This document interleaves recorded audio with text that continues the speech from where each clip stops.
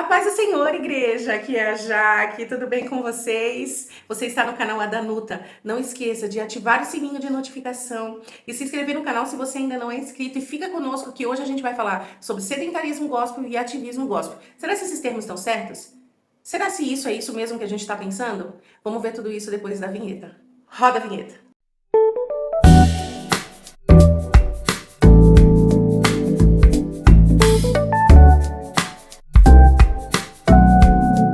Vamos falar sobre ativismo gospel? Ele existe? O que é isso? Vamos lá.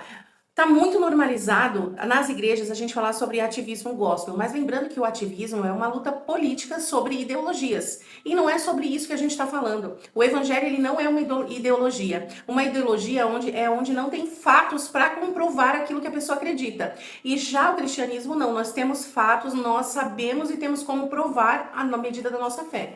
Tem fatos geográficos, históricos, comprovando que realmente houve Jesus na história, que realmente houve todas as histórias que acontecem na Bíblia, enfim, aí por aí vai. E eu só queria falar um pouquinho sobre isso daí, porque muita gente tem dado o evangelho como uma ideologia de vida, e não é. O evangelho é uma prática de fé, tá? Só para deixar aqui para vocês bem colocado. E agora entrou nas igrejas esse termo, ativismo gospel, que eles colocam como uma pessoa que trabalha em muitos departamentos e faz muitas coisas. Queridos, isso não é ativismo, isso é proatividade, isso é produtividade. Então, produtividade e proatividade tem quase o mesmo significado. Produtividade é quando você produz algo de excelente valor. E proatividade é quando você tem essa proatividade para resolver problemas, quando surge algum percalço aí, você está ali pronto para resolver. O que eu vou falar hoje é sobre o excesso de proatividade e produtividade dentro da igreja. Eu trabalho muitos anos na igreja, muitos, mas muitos anos mesmo, né? Na verdade, assim, eu me converti com 12 anos, fiquei até os meus 14, me afastei da comunhão durante 10 anos, e aí depois eu posso testemunhar alguma coisa aqui pra vocês, e depois eu retornei à igreja com um filhinho de 1 ano e meio e nunca mais saí, tá? Meu filho tem 21 anos hoje. Então, assim, a proatividade e a produtividade na igreja, ela é muito boa, mas quando ela é em excesso, ela não prejudica a igreja, ela prejudica aquele que produz, aquele que resolve os problemas. Então, é importante que a gente entenda desde já, de antemão, que você precisa ter um limite, um equilíbrio sobre tudo que você vai fazer na igreja. E a liderança precisa entender isso, porque a palavra própria do Senhor fala lá em Eclesiastes que aquilo que tivesse que fazer, faça com as suas forças. A gente não pode deixar a nossa família, a gente não pode deixar a nossa casa, o nosso trabalho, entendeu? Para nos dedicar 100% à igreja. A não ser que a igreja te dê uma prebenda ou um salário por conta disso. Fora isso, esse trabalho na igreja é voluntário. E nós precisamos entender isso acima de tudo, gente. Nós precisamos entender que não é só porque nós estamos na igreja que nós temos que largar a nossa vida. Tem mulheres que passam o dia inteiro na igreja e seus maridos não querem ir para a igreja. O porquê que eles não querem? Talvez eles não querem porque a igreja está se colocando entre ele e a família. Então ele acaba pegando uma raiva da igreja, porque a mulher dele sempre está na igreja, sempre está ali, sempre está se dedicando e vai deixando de lado o casamento e o trato com os filhos.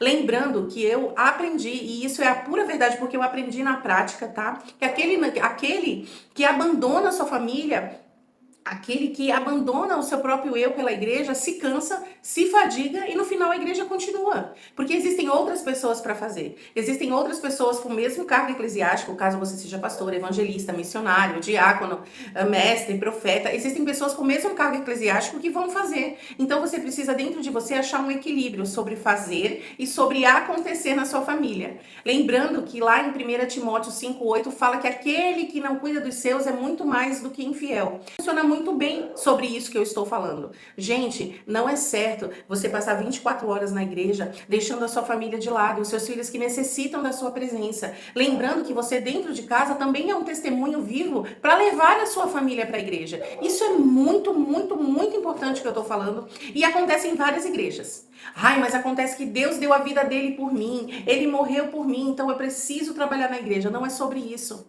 Às vezes você de boca fechada, você consegue trazer pessoas para dentro da igreja, porque o seu testemunho, ele marca muito mais do que palavras de todo vento. Lembrando que a base do evangelho é o amor. Então você precisa simplesmente denotar esse amor dentro de você para com a sua família e para com os seus filhos. Não esqueçam disso. Não adianta, eu posso testemunhar. Eu já fui de vários departamentos na igreja e isso só me trouxe cansaço e doenças psicológicas. Exatamente. Eu fiquei doente psicologicamente, precisei de um tempo longo para poder me recuperar, para poder continuar. E a culpa não é do meu pastor, não foi do meu pastor, não foi dos meus líderes, pelo contrário. A culpa foi minha que não soube impor limites a respeito do que eu fazia dentro da igreja. E existe um limite. Existe um limite, e esse limite só o nosso corpo que vai saber. De repente você anda com muita dor de cabeça, de repente você anda muito cansado, de repente você anda desanimado, de repente você anda entristecido e não sabe por quê. Às vezes é a demanda de trabalho que você assumiu para fazer. Tá pegando muita coisa para fazer e não está fazendo certo. Quer ter um tempo para ti, para você se cuidar, para você tratar dos seus problemas, para você ir ao médico, para você passear, tomar um sorvete com a sua família, ou para você que é mulher fazer um jantar especial para o seu marido. Gente, eu vou ler aqui para vocês Eclesiastes 9. Eu acho muito importante, eu quero ler para vocês, para não ficar também só nas minhas palavras, tá? Tá em Eclesiastes 9, verso 10. Deixa eu ver se eu acho aqui. Tudo que vier às suas mãos para fazer, faça conforme as suas forças. Porque na sepultura, que é para onde você vai, não há obra, nem projetos, nem conhecimento e nem sabedoria. Eu preciso dizer mais alguma coisa? Eu preciso dizer para você que não é para você deixar de trabalhar, mas é para você simplesmente equilibrar o seu tempo. Isso faz parte da mordomia eclesiástica, você remir muito bem o seu tempo. Tá? Então eu vou aconselhar vocês agora a fazer uma autoanálise do que vocês estão fazendo dentro da igreja e se vocês estão deixando faltar para os seus familiares. Eu quero saber de vocês se vocês estão deixando isso, estão deixando esse amor pela família de vocês se negligenciar. Mas, de outro modo, eu queria falar sobre o sedentarismo gospel. Olha aí, chegamos aí ao ponto. Sabe aquele irmãozinho que você fala assim: ai, nós vamos fazer um evangelismo, vamos. Ai, minha irmã, não posso, não tenho tempo, não consigo.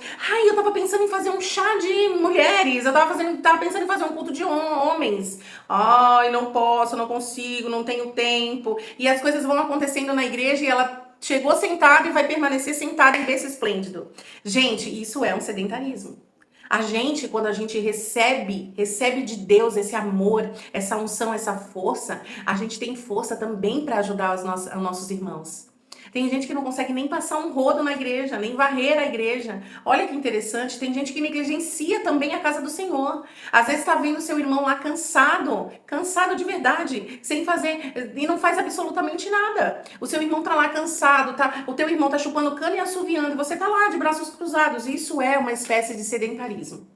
Isso é um sedentarismo. É o hábito de você não fazer nada. É o hábito de você comer e não distribuir. Olha que interessante. E quando eu falo isso, eu falo de um âmbito espiritual. Eu não estou falando de quem está acima do peso, eu não estou falando de glutões. Eu estou falando daquela pessoa que vai para a igreja, se alimenta da palavra e retém esse conhecimento para ela.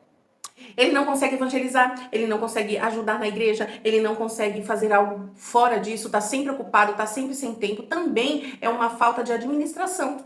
Essa pessoa não está administrando bem o seu tempo e está deixando de fazer coisas para Deus porque não está administrando bem o seu tempo. É muito estranho e muito difícil você entender que uma pessoa que foi lavada, restaurada, remida pelo sangue do Cordeiro, não conseguir e não querer fazer nada. Ou se faz, já fica exausto. Ai, tô exausto de fazer as coisas.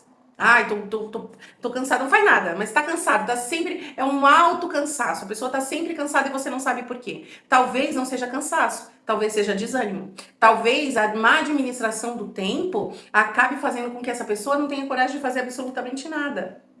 Por que eu estou falando isso hoje? Porque tem acontecido na igreja. Aí essas mesmas pessoas que não fazem nada ficam com raiva de quem faz, não conseguem se alegrar com aqueles que fazem. Ai, fulano sempre faz tudo. Ai, fulano sempre tá em todas. Ai, fulano chupa cana e assovia. Claro, tá faltando você ali. Tá faltando você ali, tá faltando o trato da tua vida ali, a tua dedicação. Às vezes você é inclinada ao ensino da palavra, às vezes você é inclinada à diaconia, a fazer uma mesa de ceia, a fazer uma mesa de um chá de mulheres, um coffee break lá no culto de homens, ou um coffee break na intercessão, ou então você é da intercessão. É isso que tá faltando em você. É por isso que muitas vezes você não consegue se alegrar com as pessoas que estão fazendo. Gente, eu tô colocando 2 pontos aqui importantíssimos e destrutivos na casa do Senhor. A primeira é: Você faz demais, você é muito proativa, você é muito produtiva e esquece de cuidar da sua família, da sua casa, dos seus. E o segundo ponto é, você não faz nada porque também já tá fazendo muita coisa, tem colocado muita coisa nas suas mãos e você tá exausta. Então, quando você chega na igreja, você não consegue exercer o seu ministério, multiplicar os seus talentos. Então vocês precisam entender uma coisa muito importante. Vocês precisam ser bons mordomos, bons dispenseiros da casa do Senhor, fazendo assim com que essa máquina que é a igreja funcione para que mais pessoas venham. Vocês entendem que, gente, é impossível você querer que sua igreja encha de pessoas, encha de gente, se você não faz absolutamente nada para que isso aconteça. O Senhor, ele é fiel para aperfeiçoar a obra que ele nos deu, ok? Ele é perfeito. Ele é perfeito para isso. Ele nos aperfeiçoa. Mas e se você não faz nada? Ele vai aperfeiçoar o quê dentro de você? Se você tem preguiça para fazer as coisas, se você está desmotivado, se você está desanimado, você tá para o quê? Então, o que eu tenho para dizer para finalizar esse vídeo é assim: o que você tem feito para administrar bem o seu tempo? Você tem administrado bem esse tempo? Tá? Esquece ativismo, esquece sedentarismo. Você tem administrado bem esse tempo? Você tem se dedicado às pessoas que verdadeiramente te amam? Ou elas estão do seu lado só para te servir?